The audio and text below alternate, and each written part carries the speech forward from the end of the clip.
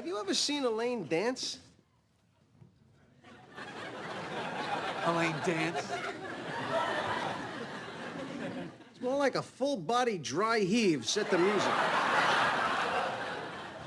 Did she do the little kicks and the thumbs? What, you mean you know about this? Ricky!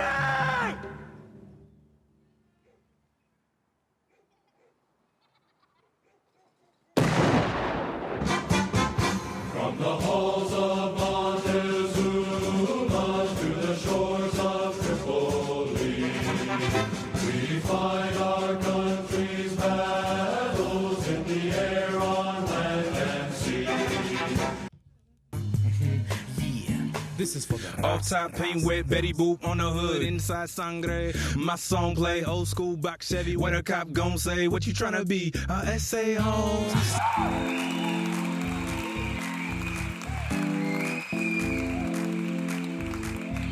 There are 86,400 seconds in a day. Let's not waste another second. Welcome to the No Advice Needed podcast. I'm your host, John Joshua. 2 first names, no middle name. I rarely take the middle ground on anything. That's why I'm good at consulting. If you're trying to increase your social IQ, if you're trying to advance in your career, if you're trying to find the perfect person for you, more confidence can get you all these things. Here's how to instantly improve your self-confidence. This podcast is brought to you by Tryconsultingsolutions. We know, we get it, we respect it. When it comes to your life, there's no advice needed, but just in case, tryconsultingsolutions.com for more business and personal consulting. Book a session today. Subscribe to the channel. Hit the bell for notifications. Like, share, comment. Episode 2, Elaine in the Hood. I just learned what the Elaine dance was. I was the only person in a room full of people who was not laughing when someone referred to the Elaine dance while telling a joke. My culture doesn't know the Elaine dance. Apparently, the Elaine dance is based on a character named Elaine from the show called Seinfeld. The show first aired in 1989. I was 8 years old. The show ended in 1998. The TV show received all types of awards. To name a few, it received an Emmy, Golden Globe, and SAG Awards. It was once named the greatest TV show of all time. At one point, Seinfeld was getting paid $100,000 per episode, and it's reported that he now makes roughly $40 to $50 million annually based on the royalties and syndications. The show grossed $2.7 billion. The Seinfeld show is a part of American TV history. My culture doesn't know that show. The movie that my culture knows is called Boys in the Hood. That movie came out in 1991. I was 10 years old. That movie lasted for 1 hour and 52 minutes. The box office earnings totaled $57.5 million, and it was nominated for the Best Director and Best Original Screenplay. In the movie, there was a famous dramatic scene where a character named Ricky was shot and killed. That famous scene is a part of Black American movie history. So is the movie Glory with Denzel Washington, and so is the saying Wakanda Forever from Black Panther. The Elaine dance was never in my culture. The Elaine dance was never on my radar. The Elaine dance was a part of someone else's culture. Specifically, it was part of the guy who told the joke. His culture, his joke, my culture. My response to his joke was, that's cool. I don't get it, but that's cool.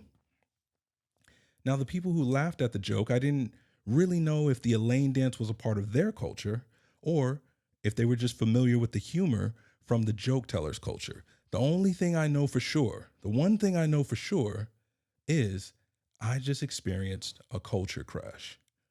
The Elaine dance was a new experience for me. Someone else out of the group of coworkers also didn't know what the Elaine dance was. Right there on the spot, someone found the scene on YouTube and showed it on the big screen. The whole room was laughing, except me. I wasn't offended. Again, I just experienced a culture crash. It was an innocent and harmless culture crash, no damage. As a cop in California, I responded to all kinds of vehicle crashes. A culture crash and a vehicle crash have many similarities, such as sometimes in a vehicle crash, there's no damage sustained to either party's vehicle. Other times in a vehicle crash, there is major damage sustained on multiple vehicles. In the most extreme cases, vehicle crashes can result in fatalities. Culture crashes can yield no damage, moderate damage, major damage, and fatalities as well. What does any of this have to do with confidence? Hold that thought. Another time, I was in a room with a group of people. One of the newer people told two jokes. The first joke was, what's the difference between Michael Phelps and Hitler? Michael Phelps can finish a race. Then he told the second joke, what type of bee can't fly? Kobe, he said. Those two jokes put me in another culture crash. Those two jokes were offensive. The reaction of the room was mixed emotions. There was laughter, confusion, cringing faces, and offended eyebrows. My eyebrows were dumb high. I was in a shock as if I was in a car crash. I had just experienced a major damage culture crash. The culture crash was not innocent, nor was it harmless. And sadly, damaging culture crashes is not a new experience for me. What about you? If you're thinking about race or ethnicity right now, you're missing the point. I was in two rooms at two different times. In the first room, I heard a new joke that wasn't a part of my culture. In the second room, I heard two jokes that was very much offensive to my culture. In both rooms, in both situations, I had automatically considered something before I decided to respond. I took into consideration my culture. In every room setting, situation, or moment, I am always considering my culture. Once again, if you're thinking about race or ethnicity right now, you're missing the point. My culture is so much more than race or ethnicity. What is my culture? Either knowingly or unknowingly, you are always considering your very own customized my culture. If you're knowingly considering your my culture, then you are on track to reaching fulfillment in the cultural aspect of your life. If you're unknowingly considering your my culture, then you are most likely in a state of unfulfillment in the cultural aspect of your life. The cultural aspect of your life is the foundation of your confidence. We all have cultures that we subscribe to. Here's a series of rapid fire yes or no questions. Think about every answer off the top of your head, no researching. Have you ever seen the Elaine dance prior to 2023? Can you name the titles of 50 Black American books and movies? Do you know of The Halls of Montezuma or The Shores of Tripoli? Do you know the classic top 20 rap albums from the 90s and the 2000s? Do you know the procedure for a high-risk traffic stop? Can you name 10 characters from a TV show called The OC? Do you know what a 12.5% Chinese man looks like? Do you know the meaning of the proto-evangelium? Do you know how it feels to be faithfully married to your spouse and to still be in love with them 15 years later? And that ends our rapid fire questions. I can answer yes to all these questions except the Elaine dance. Out of the 8 rapid fire questions, how many of them did you answer with a yes? I bet it wasn't more than me. I answered yes to 7 out of the 8 questions. These are questions from cultures that I subscribe to. These are my culture subscriptions. I have a my culture playlist. Subscription, playlist. John Joshua, no middle name. What are you talking about? Exactly. I don't have a middle name. Do you, the listener, the viewer, the audience, do you have a middle name on your birth certificate? Because I don't. And I know why I don't. It's actually a part of my culture. My biological father's family would give the sons of the family 2 first names and no middle name. My older brother's name is John Jason Strawder V. I am John Joshua Strawder VI. Prior to me and my brother meeting for the first time when we were adults, we both, unbeknownst to each other, had sons. My brother had 2 sons, and he named one of them John Jeremiah Strawder VII. I had a son, but I chose not to give him 2 first names and no middle name. But if I wanted to follow the Strawder male naming tradition, I too could have named my only son John Jordan Strawder VII.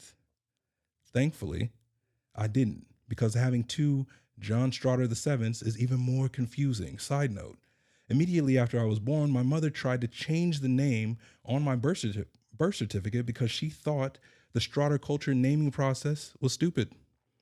You see how difficult it is to explain all this? Just to explain the naming process in the Strawder family culture is complex.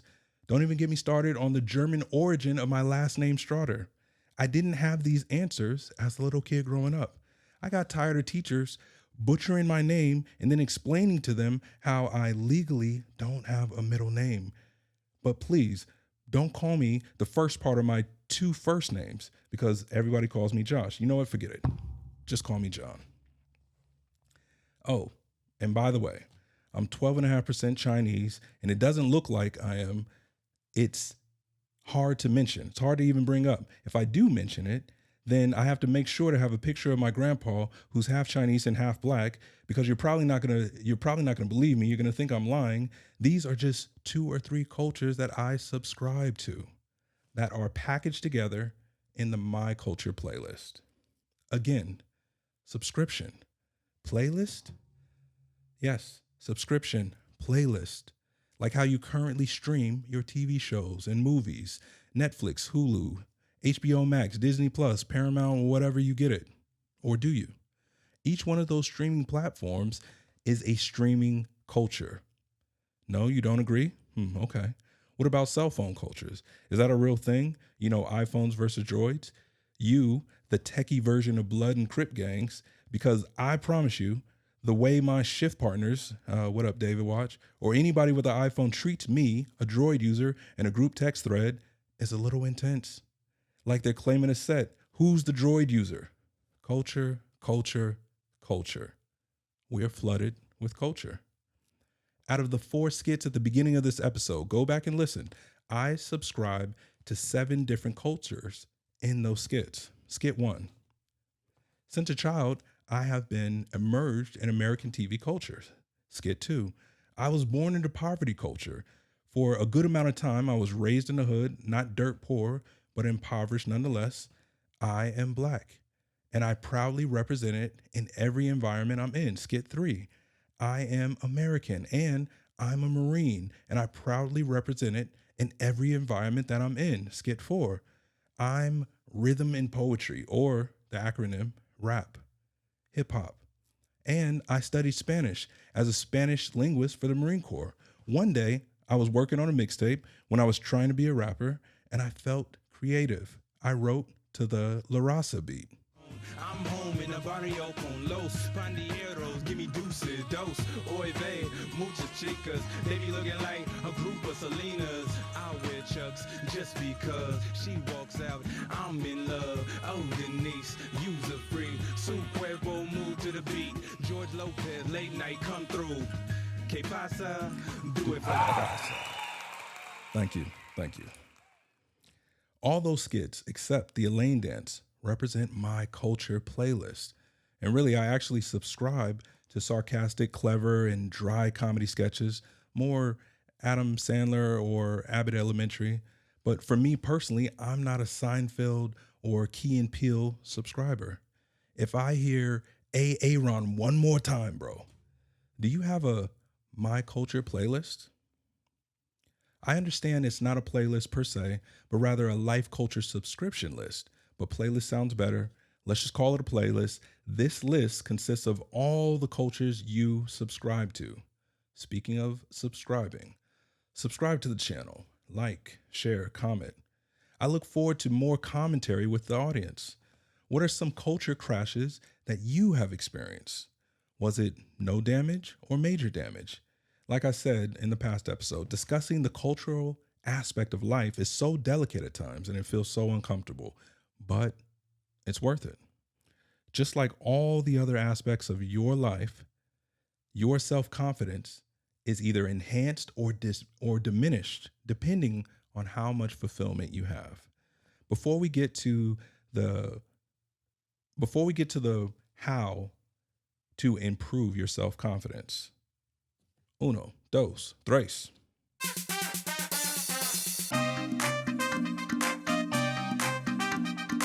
Uno, dos, tres. One, dos, three. Uno, dos, tres. One, dos, three. I feel like we're in Venice today, Venice Beach. Just walking around and then we're waiting for the breakdown and then it goes like, yo.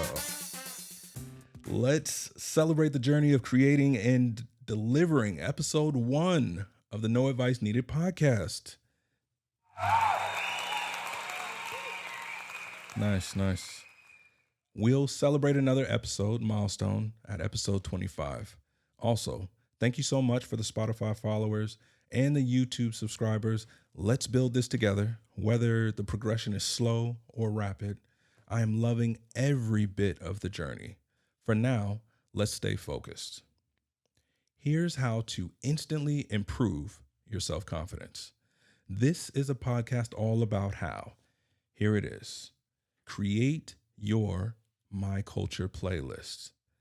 Now is the time, right now is the time that we can think about race or ethnicity.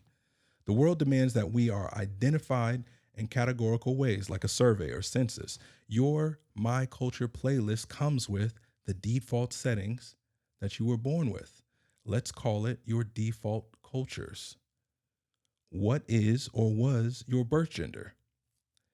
That is a subscription, or we're going to call it a sub for short, in your My Culture playlist.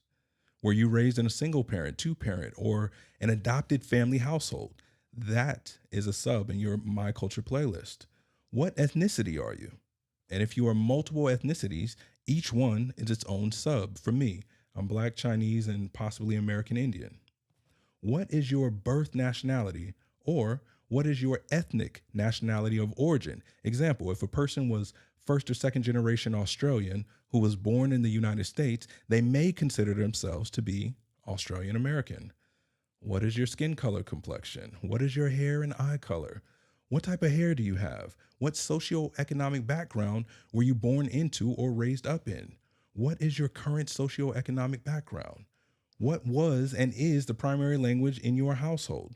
Were you born as the oldest, middle, youngest sibling in your family? Were you an only child? All of those are culture subs in your My Culture playlist. Be prepared. This is going to be a long list of subs on your My Culture playlist. Lying dormant in each one of these culture subscriptions is a percentage piece of your self-confidence. I'm going to say that again. Lying dormant in each one of these culture subscriptions is a percentage piece of your self-confidence. How can we determine if that's true? Well, let's consider this. These phrases are accurate when it comes to your default cultures. You can't choose the parents you're born to. You can't choose your family. You can't choose your skin color. You can't choose your ethnicity, your nationality, or your siblings. But why would you ever want to choose those things? Aren't you happy? Aren't you happy with them? Don't you find fulfillment in your default cultural subs? Or maybe while you were growing up, you found out that you have imperfect parents or imperfect siblings. You found out that you get treated differently in this imperfect world because you're labeled as a redhead, because you're labeled as being short, or you're labeled as being heavyset, because you come from a single parent household, because you don't get straight A's like your siblings. You get treated differently because you have to wear a hearing aid, or because you're in a wheelchair, or because your family is poor, or because your religion restricts you from trending in pop culture. What was your response to the default cultures that you were born into? These default cultures in your My Culture playlist makes you unique. No two people are born into the same default cultures. Even identical twins born seconds apart from one another, born into the same environment, will have different default cultures. For starters, their birth order is instantly different. There is an oldest and youngest sibling out of the two. Again, what was or is your response to the default cultures that you were born into? Are you happy to be unique? Did you know how unique you were in comparison to everybody else? Being unique means you are the only one of your kind. Do you like being the only one of your kind? Have you felt loneliness that can come with being unique? Whew. That's a lot to think about, even for a podcast episode. And this podcast episode is for adults. The default culture subs within your My Culture playlist is just the foundation. And we as humans start learning about our default culture subs as children. Think about the initial default culture questions again. Now, when you ask these initial questions, I want you to revert back to having the curiosity of an 8-year-old who's in their why phase. Why? You're the 8-year-old version of you, and you start asking the questions to your parents. What ethnicity am I? Why? What is my nationality? Why? What is my skin color? What is my hair and eye color? What type of hair do I have? Are we rich or poor? Why? Where does my dad live? How come you don't speak English like me? How come I don't have an iPhone? Why?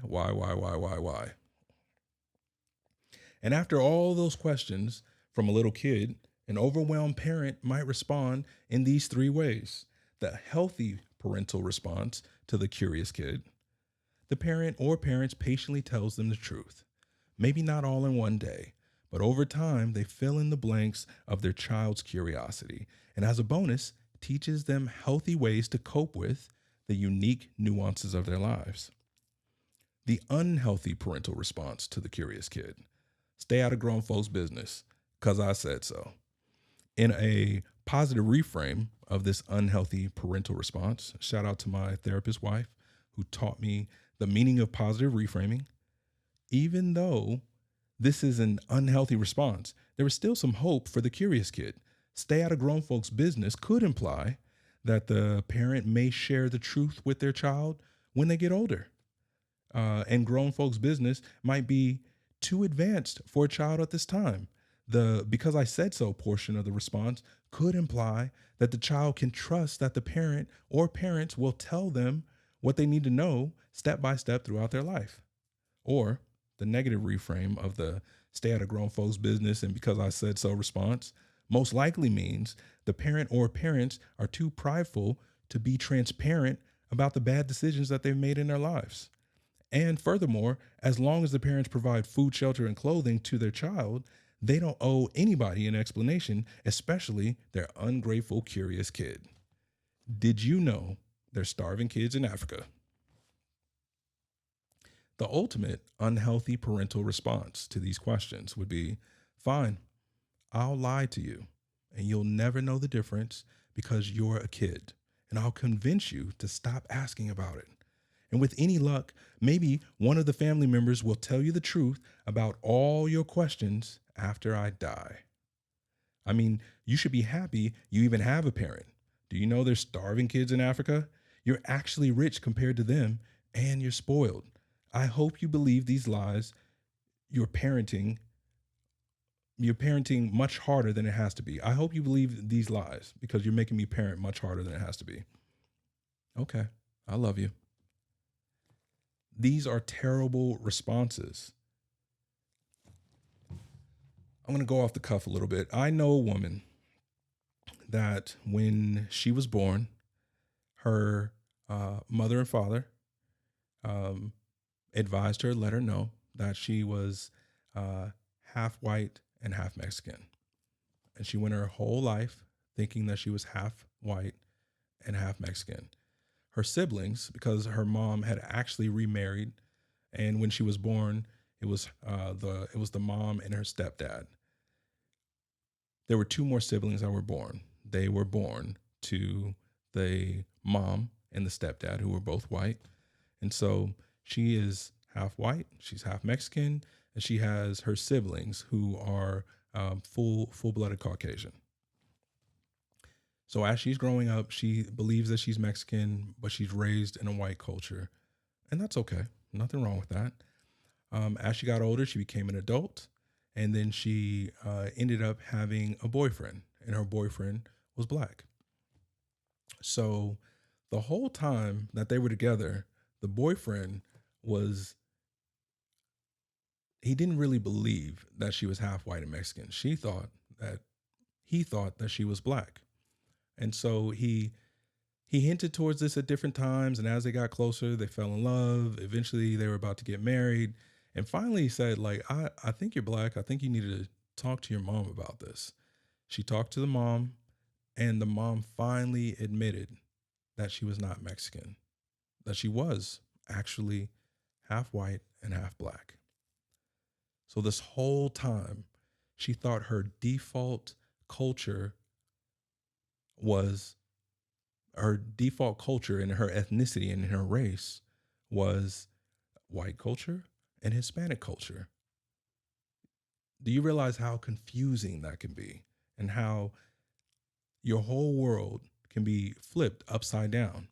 And if you were already struggling with you being the only white and half Mexican sibling or person in the family, how much more would you struggle knowing that everything was a lie? Where do you think her confidence was when she realized the truth about everything? According to dictionary.com, confidence is a feeling. It's a feeling of feeling sure of yourself and your abilities, and or having high level of certainty about something. I'll repeat. It's a feeling of being sure of yourself and your abilities, and or having a high level of certainty about something. Out of the 3 parental responses to the curious kid, which response will most likely improve the kid's confidence? Yes, the healthy parental response. If you, being that kid, receives that type of response, you're going to have a level of certainty about the origin of your uniqueness. Your certainty about who you are is based on truth, and not just one truth, many truths, plural. You are on a childhood and adolescent journey as it relates to learning about all the truths pertaining to the default culture subs in your My Culture playlist. These truths give you the confidence to fight against any lies, stereotypes, misinformation, fake news, gossip, slander, and false critiques that may come your way. Do you remember what junior high and high school was like? Some of those little teenagers are vicious and dangerous. Having confidence in who you are by way of knowing the truth about your default culture subs will at the very least protect you and the very most progress you. I'll repeat that again. Having confidence in who you are by the way of knowing the truth about your default culture subs will at the very least protect you and at the very most progress you along.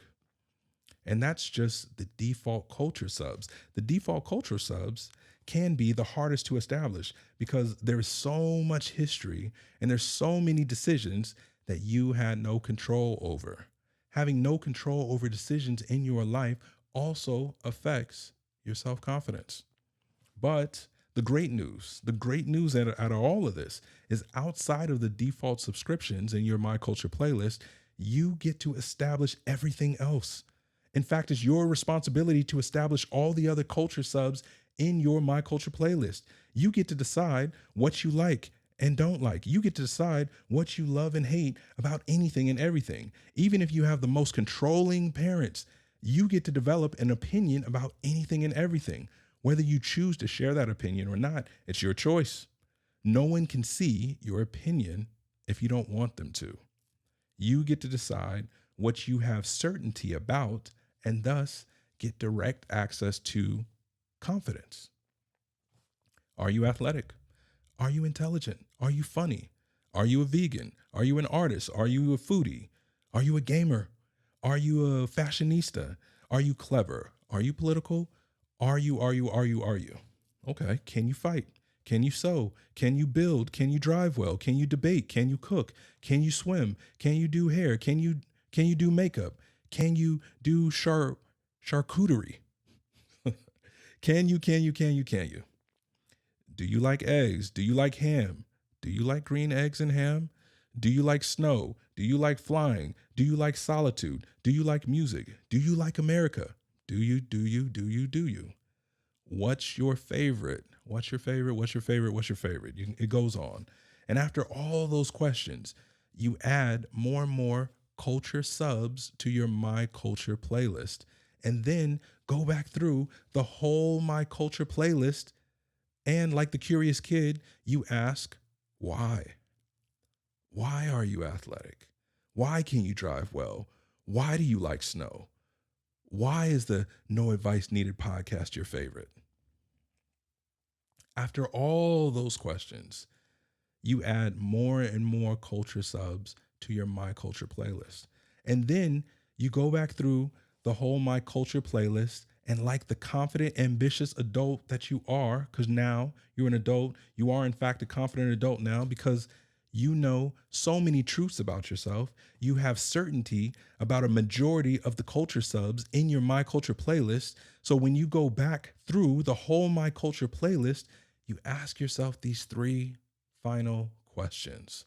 1, can I now socially express all the reasons why I put these specific culture subs in My Culture playlist, and socially express why I am most compatible with the healthy group of friends and family members that I keep close? Oh yeah, I'm good now. Let's talk about it. I can express that. My consulting guide, John Joshua, 2 first names, no middle, helped me instantly improve my confidence, and it helped to increase my social IQ. Now I only keep healthy people around me, and we have epic life moments. Thanks, John Joshua. 2, can I now confidently express all the reasons why I chose this specific career? Yeah, because based on my culture playlist, this career is the most compatible with all the endeavors I want to pursue. I deserve to advance in this career because I know that my capabilities exceed the requirements of the position. I am more confident than ever in my promotability.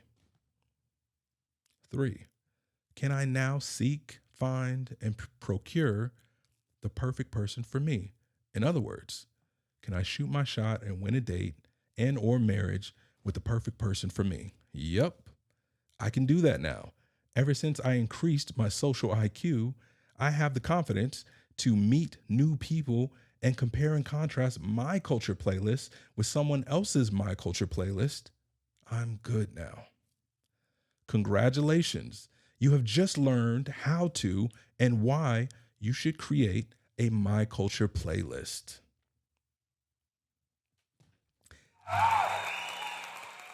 Good job. Yeah. This is just the first of a 5-step process to instantly improve your self-confidence within the cultural aspect of your life. For more personal consulting, tryconsultingsolutions.com. Book a session today. Subscribe to the channel, hit the bell for notification, like, share, comment. The final segment of this podcast is called Wrong Again.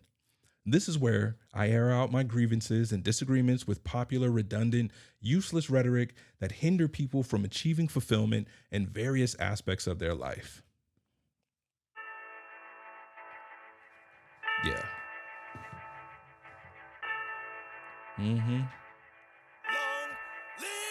Long live. Long live, long live, long live, long live, long live, long live, long live, long live, as long as the beat lives, as long as the streets live, as long as the longevity is.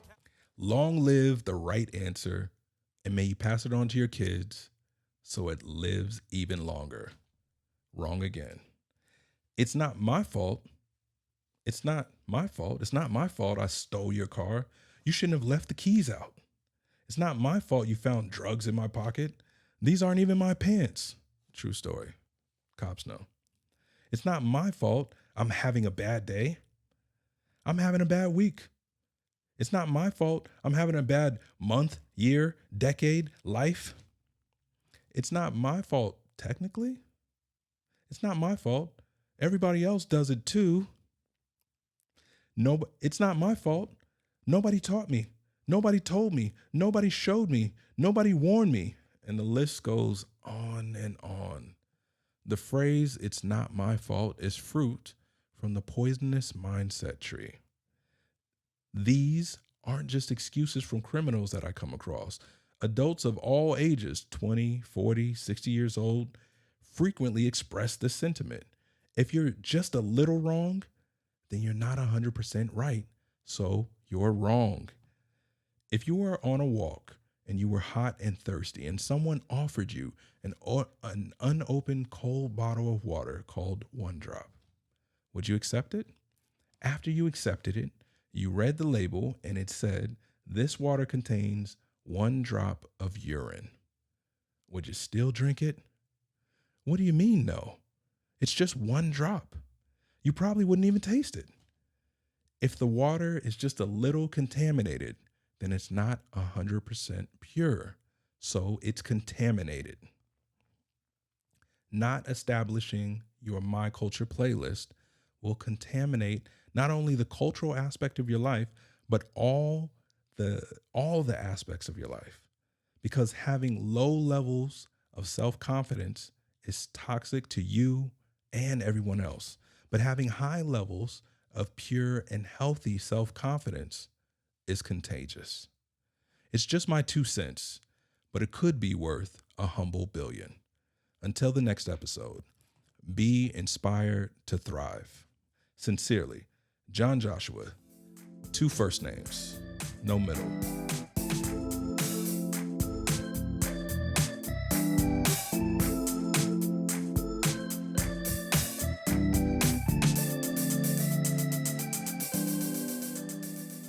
The next No Advice Needed episode will be released on May 2nd.